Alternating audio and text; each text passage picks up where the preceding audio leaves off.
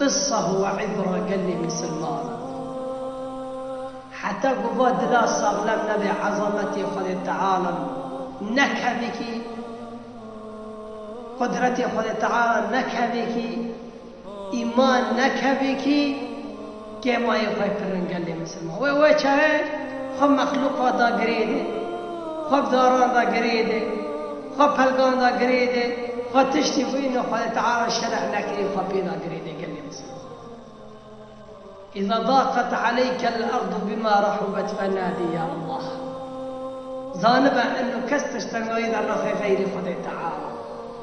قلوب عرفت الله أنك إنسان عبادة صالحة دلي خواه ظانن أنه خذ وان هي كتنا تشتنغي وخذ تعالى جوان بيبا كسك خذ تعالى جوان بيبا وجبة تنغيد على غير مسلمان قصتك يا أنبيجي يكي صالح لعراقي كتجاكي تنك دينك لهبو كديني خبدي برتنا ورابوشي يا ابن پیغمبر عليه الصلاة والسلام مصيبتك وبلا سر وضهات بربنا نمي بربنا حزور خذ تعالى بربنا مالي خذ تعالى كسرنا كمصيبة بلا غير خذ تعالى قال لي مسلم وصالحي هذا جامع محرابه جن ميدا السكينة رنش نميكير ودعاء كنش خذ تعالى الخاص يا رب يا كسي بكسن يا دليل متحيران كس بشبين من نابني غيري يا رب كس دردي من نزاني غيري يا رب كسي متنا غيري يا رب تمش بيتاني داخل يا رب بخار دعاك الموت وخذ تعالى خذ تعالى رابو بني تلفونك بني وحيك بني تشتكي دنقك شان دجيكي رأيك طبعا صالح رأي لا شيء إنسان يقول حي الله إنسان رأيك صالح رأي خوني وإذا الوعيان كالرابة رابة هذا فلان داري يكي جاميدة چه احتياجي خواهو بيدع قوش خورابو جي خورابو خالح يشتري خاكر پرر منان نخوار راكر وچوف فلان جامي وفلان داري